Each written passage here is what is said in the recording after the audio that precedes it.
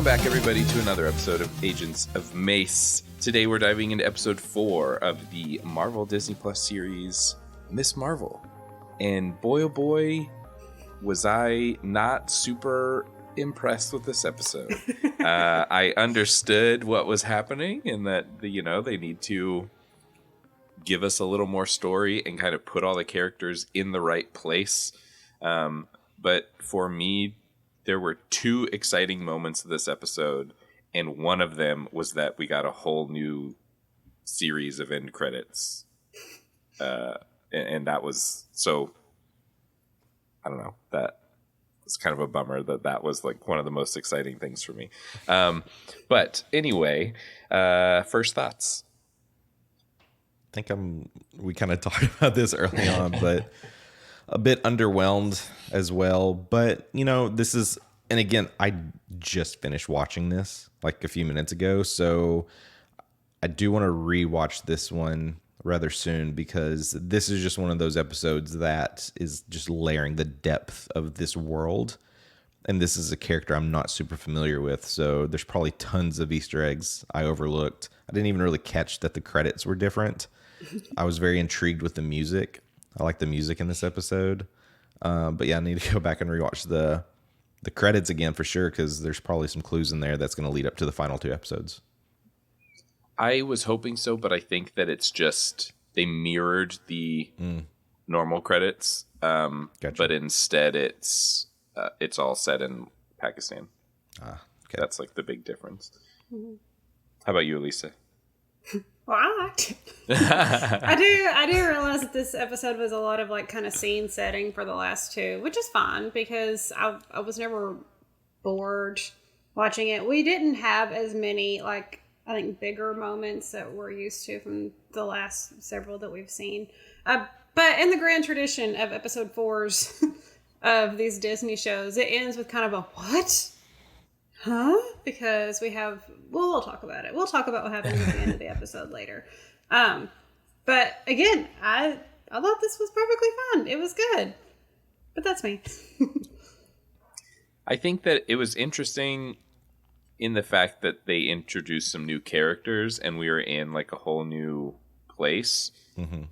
But I think for me, the whole first half of this episode was just like watching somebody's vlog when they went to visit their family in a different country. Like nothing happens to further the story for me, at least, other than her just like being introduced to her cousins. She wants to find the train. They don't want to go to the train because it's lame. And up until what happens at the train station, the first time she goes, nothing else happens in the episode, other than we do get a QR code for another comic. So you can get a free... Yeah, I missed it too. The guy who's taking the photos and takes her photo when she's walking through... Takes Kamala's photo when she's walking through the market. On his stall is a QR code. It is for Miss Marvel number 12. So cool. If you want a free digital comic, go scan that QR code. Nice. Some of this stuff I always wonder, like, where in the character's timeline does this exist? Because they're like in school, but I'm like, where in school are they at? Like, how can you just like pack up and go to a whole nother country? Like, are we on like spring break or? Yeah, for it's just some however long. Yeah, it's like there's always this kind of like the real life stuff behind the scenes. I'm always curious. Like, I wish we would get a little bit more depth into like how they can make these things happen. Mm-hmm. There was also there was also a bit of convenience that happened where the last episode kind of left off with her grandmother saying like, "You need to come visit me," and Kamala had just been grounded for right, ruining her brother's wedding, although like it wasn't really her fault, right? But so she gets grounded, she gets a call from her grandma, the next episode starts and they're on the plane, and the only like thing that we get in the whole episode where they mention what happened was her mom is just like, "You're lucky your grandma wanted to see us," and it's like, what? This, I don't know, like, I don't know. It just seems a little too convenient. Yeah. They just were like, oh, we just need to get Kamala to Pakistan. So, Right. all right, We they're do in Pakistan. get, like, there is a hint in the episode that her mom had an ulterior motive for going to Pakistan. That it's probably something that she's been pondering on for a while, and now she has this opportunity to go and take care of it, which is that she's trying to convince Nani to come back home and live with them. It's true. It's true. So I could see her that. being more into it and not being like, no, you're not going to Pakistan. You're grounded. You just ruined your brother's wedding. If she's like, I've actually been meaning to go to Pakistan myself. So it's cool. Let's go. You're grounded while you're here, but that means that you can go out and do whatever you want with your cousins, and come in at midnight or whatever. Whenever she like gets back to the house, and her mom's just like, "Oh, hey, did you have fun?" And it's like, "Well, isn't she supposed to be grounded?" I think she's banking on that she'll just eat all this spicy food to where she just won't leave. Yeah, it is funny. Her the spicy food comes up quite a lot. Yeah. In this episode, I wonder if that will lead to anything, or if it was just like, ha ha ha. Yeah. Food in Pakistan is spicy. Okay. Well, I mean, unless there's anything glaring that the two of you would like to talk to early on in the episode, I say we just skip to when she goes to the train station. There was a nice little thing on the wall where it said that Karachi was the city of lights. And since it's kind of like her power, I was like, oh, that's nice. And we found out that Nani is also an artist, so there was a sweet moment between the two of them about them both being into art. But yeah, that literally all I had in the episode. Again, it was perfectly pleasant, but... Yeah, it was fine. It was just, I wanted more story, and I feel like we got more backstory. Which, like, okay... But you're not giving us any backstory on the superpowered Jinn, all of that. The backstory we got was just like a girl and her family bonding with each other. Which, like, okay, that's nice, but I want more. I want more story. Give me some. What is? We still don't really know what this bangle is, other than what it's sort of what it can do. Mm-hmm. It has words on it, and if you poke it, things happen. Exactly, right? Yeah. And we still don't know if, where's the other one? What are you more powerful if you have both? Or are you, I don't know. There's things that I wanted to know that they still haven't really touched on. So, it's like, you're Super Saiyan, but get that, you'll go Super Saiyan level 2. Yeah, exactly.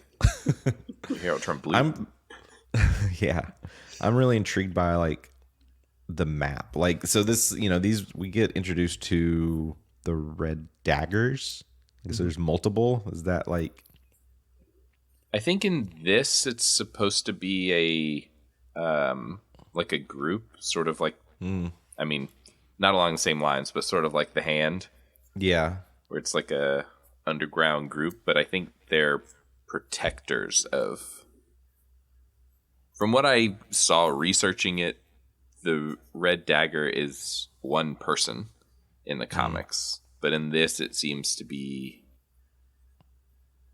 some sort of like vigilante group that's protecting Pakistan from the Jinn trying to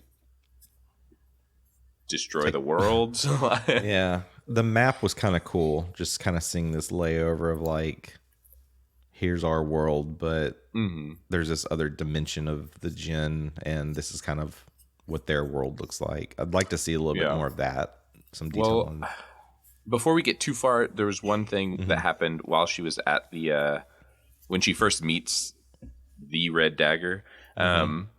She's looking at a big mural on the wall, and it's of Ant-Man, and he's like growing in size or shrinking, whichever way you want to look at it.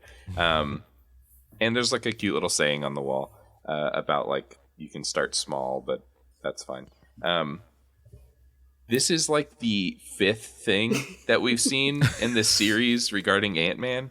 If Scott Lang doesn't show up at some point in this series, I would be very surprised. Like, I mean, he was in the Chip and Dale movie. Like, he can do that, but he wouldn't be in this MCU adjacent series. Like, come on, he has to show up in this series. I really hope so. Like, they've made so many references. The one right behind Ant-Man, though, is that they keep referencing Thor, which they also do, like, in this Red Dagger segment. So I'm also kind of like, are you going to get a little dash of Thor, too? Because that would be great. I would love that, especially since Love and Thunder comes out next weekend. Yeah. I could see maybe us getting a glimpse of, like, since they've already shown Jane Foster in the trailers for Love and Thunder, I could see maybe us seeing her, but I guess like right now technically Thor isn't even on Earth, right? So we would have to either see her or maybe some Time Bandit Loki. I don't know. Time Bandit Loki, yes. Yeah. But that, I mean, yeah, I don't like how many times are they going to mention? I get that, like, that's kind of Kamala's thing, is that she's like an Avengers super fan, but like she's not even mentioning them. They are just popping up constantly in the world. So everyone else. Yeah, it's like foreshadowing, please. I mean, let's just if we're gonna see anyone, it's gonna be Wong. I'm still calling that. And another catch in this part is when she's fighting with Kareem, the Red Dagger's kid. He says, "Do all Americans in masks have superpowers?" And she's like, "How do you know I'm not Canadian?" And then he's like, "You're wearing a New Jersey shirt." But Iman Vellani, the young lady who plays Miss Marvel, is in fact Canadian. And I was also surprised because I was looking that up. I was like, I bet that's a nod to her actually being Canadian, and she is. And I was also very surprised to see this is basically the first acting she's ever done. The only other credits that she has are 2 shorts that she made. And she's only listed as like appearing in one of them. So, wow. Yeah, she's killing it. And I know that she has cosplayed Miss Marvel a lot in the past. So it's really cool to see like a fan get to be the first version of this character in the MCU. I think that's really cool. So hopefully we get to see that a little bit more, because I feel like you get a little more passion out of those people than just regular run-of-the-mill actors or actresses. I thought that moment was cool because I don't know if you guys have seen, or I can't remember, maybe we talked about it, maybe we didn't. All of the stuff about Love and Thunder, which we're going to take a quick tangent into that. But we see a lot of Zeus's lightning bolt being used in that. And Zeus's lightning bolt is made out of or named adamantine. And it is the Greek sort of like my brain is stopping. Anyway, it's where they're pulling adamantium. And so people are thinking that the fact that we're seeing this may be a tie into Earth getting adamantium, which then would be a tie into Wolverine, which, please, I want to see something.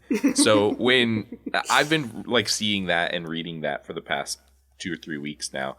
So as soon as she said, "How do you know I'm not Canadian?" I was like, is that Wolverine reference? Because he's Canadian and he wears a mask. So that's what I thought was happening. But it does make more sense that she's Canadian. I'm hopeful that we'll get bigger references in Quantumanium, but we'll know next year. Yeah, too far. Well, jumping kind of back to where we were with the map and everything in the Red Dagger's den or whatever. They don't really call it anything, but it's their secret hideout. Yeah. I want to know, what do you guys think is there, like, what technology do you think that they're using? Because at one point, I mean, we see the cool map on the wall, and then there's like an overlay on the map, and it seems a little mystical in nature, but like, okay. But then like a smoke-filled glass chamber that's also sort of fluid at points emerges from the ground and creates this like nanobot map that changes. I don't know. Like I can't was tell. getting like Black Panther vibes, like that kind of technology, but that's the closest I could come up with. I don't really know if it's something else. I don't know what it could be or where it could be from. It reminded me of Stark Tech. Whenever he's like doing like the 3D models and stuff, he's just like shoving stuff out of the way. So that was the only thing that came to my mind. Although I could also see the Wakandan stuff happening. There's a lot of super science in this universe, and it could be literally anything or magic. There's also magic. Right. Well, that's what I was thinking, because I was like, okay, maybe it's Chitauri, because there's a whole thing about like normal people finding Chitauri tech after the New York disaster and altering it to their own purpose. So I was like, okay, maybe it's Chitauri. But then, like, I agree that he was kind of just like swiping things away. So I was like, wait, is it like Stark Tech? Is this somehow related to Tony Stark? And then it was like, well, maybe it's just magic. I don't know. Like, they've completely just introduced magic, shoved it into the world, and anybody can have it or use it. So, okay, maybe it's magic. I don't know. Or they actually know Captain Marvel and she brought some tech back from somewhere else. Right, some Kree tech. Yeah. Or it's Jinn tech. Like, they know a whole lot about Noom, and I guess they kind of hint at the fact that they've been like protecting the world from the Jinn universe and the Noom that like leaks over, and that they're able to like see Noom in people. So I was like, okay, so like maybe they're like part Jinn or something, and they haven't explained that yet. I don't know. It's kind of like in The Mummy, where they have the group that's like all about like we keep the mummy dead. It's like yeah. So it's interesting. There's a lot to unpack there, and there's only 2 of them that we meet. So I don't know if we're supposed to think that there are more of them, or if this is just like a father-son operation, or I don't know. They also introduce more questions. Like, yeah.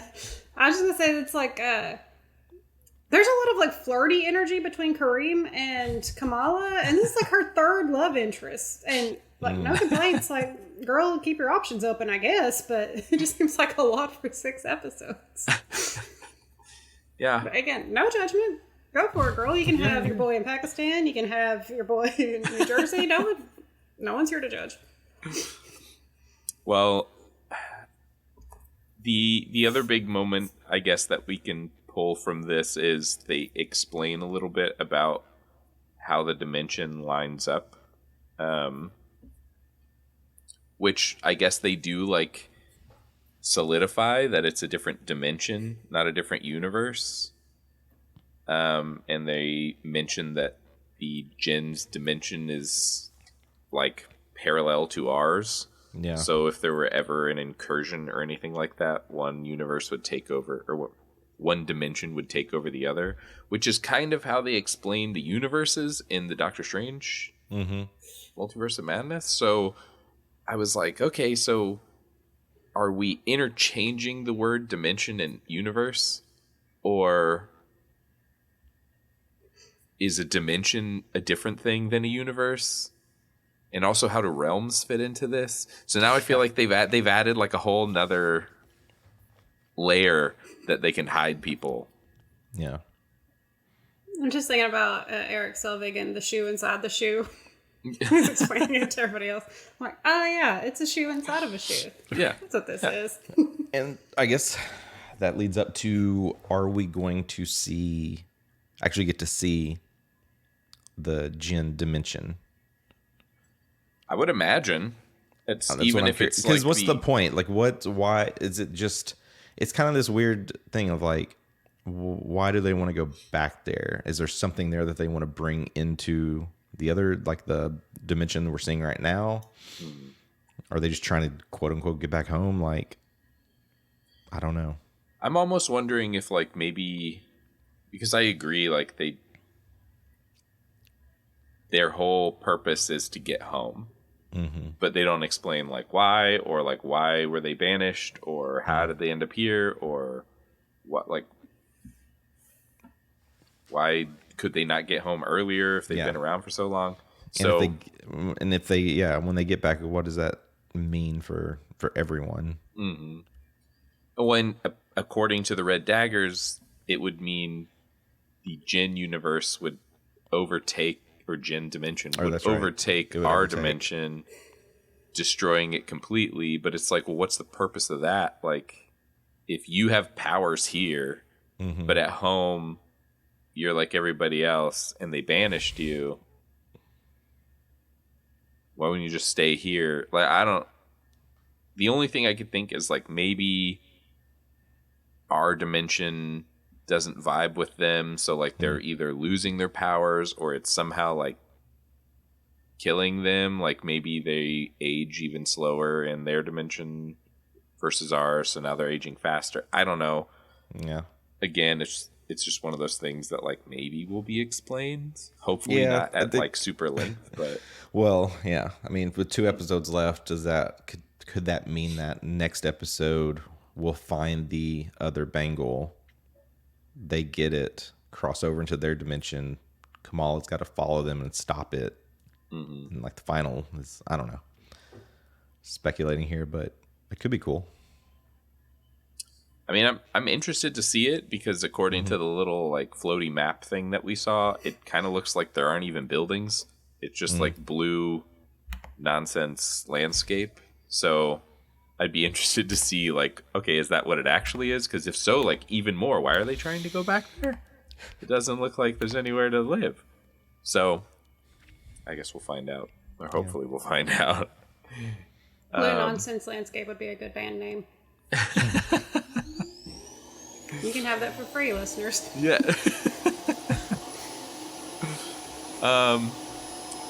The other big thing that we get in this, I guess, early moments of the Red Daggers, semi-early moments of the Red Daggers, is Kamala gets another part of her Miss Marvel costume. It's slowly coming together, one piece at a time. And by the final episode, she'll probably wear it at the last time we see her. She'll be in it, and it will be very upsetting. So hopefully she puts it on before then. But I'm just tossing out. It's reverse psychology to the universe, you know. If I say we won't see it, then maybe we'll see it next episode. She gets some training as well, which is kind of interesting. Like, it seems like now maybe has more control over the power and kind of past that. Like, we get training, but in like again, when she's in the fight at the very, not the beginning, but like the beginning of all of this, when she's in the fight with the Red Dagger, it's like full control. Yeah. She has full control of her power. She stops a dagger in front of her face. Like, amazing control. She's swinging her fist around, all cool. Then she goes to this, like, training session, and she's not doing anything. She, like, strikes her hero pose. She shows that she can, like, control it. But at this point, I'm already confused because, like, it seems like she can control it pretty well already. So, yeah, we're back to this, like, she's learning how to control it, even though she can control it. But we do get a moment where, hopefully this will lead to something else. The Noom kind of wraps around her leg while she's pushing against a car, and she's able to, like, launch off of the car. And that is, you know, in the comics, one of her things is she makes her legs really long so she can, like, jump really high and walk over stuff. So I'm hoping that maybe, like, okay, before she was just punching stuff and shooting her little Noom bricks around. Now she's learning that she can, like, spread it to different parts of her body and control different parts of her body with it. So hopefully we'll get some more cool, classic Kamala powers. I'd expect by the finale we'll have that. Be on that level. We do have a couple characters that die in this episode. The leader of the Red Daggers, I guess is what we're supposed to assume he is. He gets murdered because, boy oh boy, the clandestine are like just nuts. I mean, like, we met them and they were nice and then immediately turned like kind of bad guys, and now they're like just full on bad guys, killing whoever they want to get to Kamala. But on the flip side of that, we kind of thought that maybe they were either invincible or indestructible or whatever super. But one of them gets killed in this episode by the Red Dagger. So that was interesting to see that, okay, they're not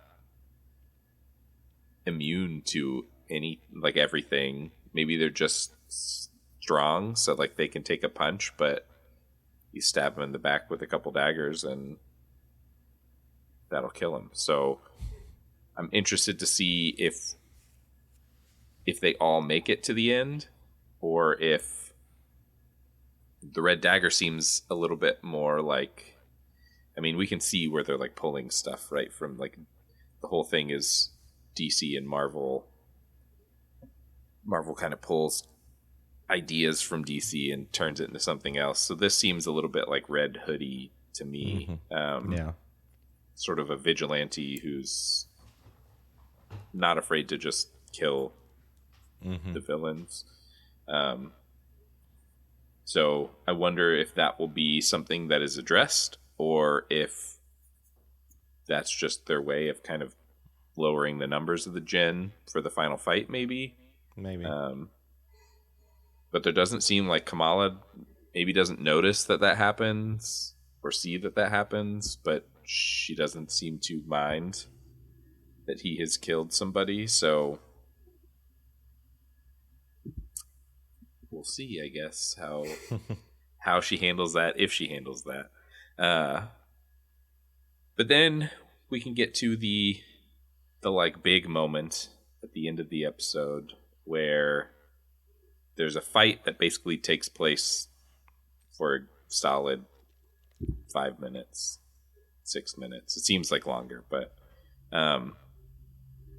and Kamala's bangle gets stabbed, and when it gets stabbed, there's a bright flash, and she breaks through the dimension almost like America Chavez style.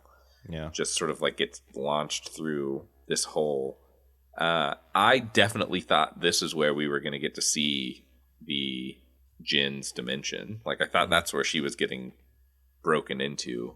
But instead, she kind of looks up and she sees the train from her vision earlier, and it seems like she has been sent back in time. So now we have time travel on top of multiple dimensions and multiple universes. So I don't know what's happening at this point. Like, is it going to be some crazy, like, she's going to go and see them finding the first bangle, and if she takes it, then she'll have 2 bangles? Or is it just sort of a flashback vision? Is she not actually there, but this is all just a vision? Could be either or. I could see them going the route of, like, this did send her back in time. This is really kind of understanding the root of her family and what all happened. And the only way to get back is to find the other bangle to, I guess, gives her full time travel capabilities.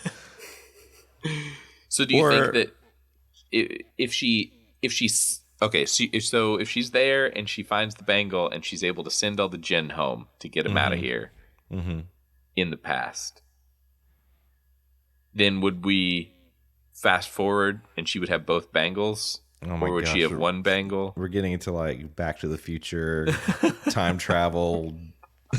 Yeah, would she exist? I mean, right. I still don't understand the correlation of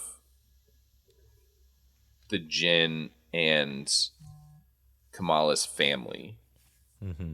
Because I feel like when it was explained that the Jinn came through, they met Kamala's grandmother, and we're trying to get her to help them get back to their dimension.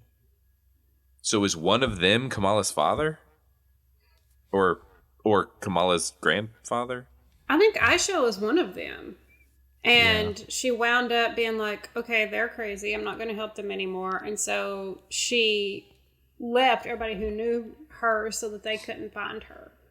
But that she had a family of her own while she was there. And also left them. I think that the reason why she's in the past, because I don't think she's going to be there for very long. I could be wrong, but I feel like it's going to be more of a finding out what happened with her great grandma. And then maybe that'll provide some sort of clarity when she's inevitably dragged back into the present, where she can find the second bangle, what she needs to do to help this whole clandestine situation. That's what I think so far, but I'm very frequently wrong, so we'll have to see next week. Well, I was under the impression that Aisha was one of the jinn as well, but then she says, when Kamala's like, am I a jinn? She's like, well, that's what your father said. So it's like, well, wait, so are you not a jinn? But but her... I thought she said that's what your grandfather said. Yeah. Sorry. So I thought she was referring to her own father, who would have raised her after her mom disappeared. So, like, yeah, your mom told me that she was a jinn. Da-da-da-da. Oh, okay. That's what I thought. I mean, again... Okay, that makes sense. Wrong all the time, but... Yeah, I was just like, wait, who is a jinn that somehow now Kamala is a jinn? And does it, like, skip generations? Or... Because, I mean, her mom doesn't seem to have any abilities that we know of. True. Yeah. Unless she does have one and she's like, nope. And she's got the other one. And that's what the other one is, yeah. It's like, but she seems to know maybe what the bangle is. Like when it gets sent to them and she's like, no, stop. Don't mess with that. And then she puts it back in the box. So. Yeah, I feel like we'll have that moment. Like her parents have known the whole time, but they just kept it secret. But she doesn't seem to think that the stories that her mom told her are real. So she's probably just like, this is a bunch of gobbledygook that my mom is into. Please leave it alone. I don't want you being weird like her. So she might think that it's junk, but junk that could get her daughter involved in something that she thinks is fantasy. Okay. Because if she thought it was real, wouldn't she like destroy it or do better than just like closing the box and trust that your teenager's not going to go get it? Yeah, and didn't they just do that? Disney did that with Seeing Red? Or was it just called Red? I don't remember. Turning Red? Turning Red.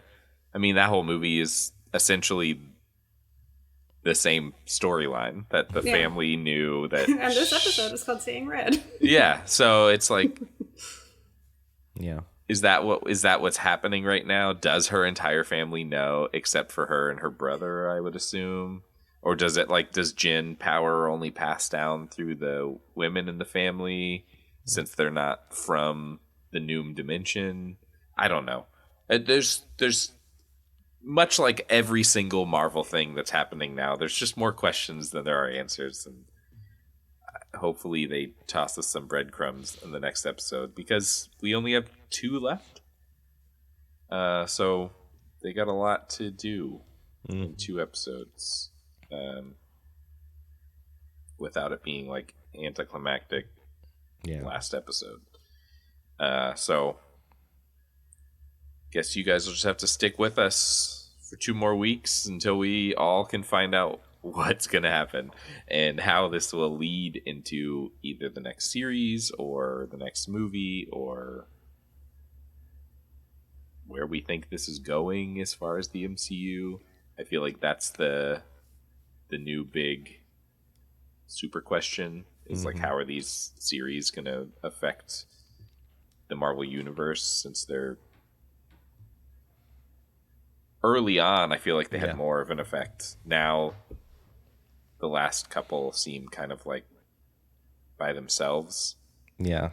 But again, like Kevin's been teasing us, we're supposed to get answers soon, so yeah, well, That's what they all say. Any final thoughts for this episode? Like, do you have one? I mean, just to circle back, like, I'm still intrigued. I'm still enjoying. I'm just very curious to where all this is going to go. Like, don't just keep layering in all these new characters. Like, let's kind of conclude the story and figure out where this is really going. I don't have a final thought, but I do have a tangent. As always, full of tangents. Okay, so this past weekend, I went and I saw Baz Luhrmann's Elvis movie. And in the beginning of it, it talks about whenever he's a very young boy, and there's a scene of him running around with a giant lightning bolt on his chest, like we were talking about earlier. But it sets that up to where he is obsessed with comic books, which Elvis really was, and his favorite character was Captain Marvel Jr., which is a younger character that's associated with the one that we now call Shazam, like eventually became Shazam. And so this character is the reason why he has a lightning bolt in his Taking Care of Business logo. It's the reason why he dyed his hair black. Elvis was naturally blonde and dyed his hair black for all of his life because he wanted to look like a superhero. And also why he wore capes and all that sort of stuff. He was obsessed with Captain Marvel Jr. and with Superman. Interesting. And so I just wanted to make that connection. Since we were talking about lightning bolts, Zeus, adamantium, and superheroes, it seemed to fit. So there's your tangent. Yeah. Nice. That's really cool. And I did. I think a couple years ago, whenever Miss Marvel came out, and I was looking for Miss Marvel stuff, I saw this whole thread about how Captain Marvel, even in I think the original comics, was a guy, and there was like a whole dispute because there was a Captain Marvel in DC as well, and then DC decided to change their Captain Marvel to a different name, and then that became Shazam. And our Captain Marvel, it was like a big deal because he died of cancer, and then now all of a sudden Captain Marvel is Carol Danvers, but I don't know the in-between between the original Captain Marvel and the new one, or if that was ever even addressed, or if it was just like, nah, this is a new universe of characters. So yeah, there's a whole crazy backstory to even just the name Captain Marvel. So yeah. Well, thank you guys for listening this week. Definitely listen next week when we hopefully have some answers for you on what's going on, and maybe a new free comic. Who knows? I hope that they bring that back. So yeah, join us next week. Do you guys have any one-liners this week? You can start small and still be larger than life. No. There you go. Little a pick-me-up for this. Or you just cue in the BSB music and we just fade off to some Backstreet Boys. See you guys next week.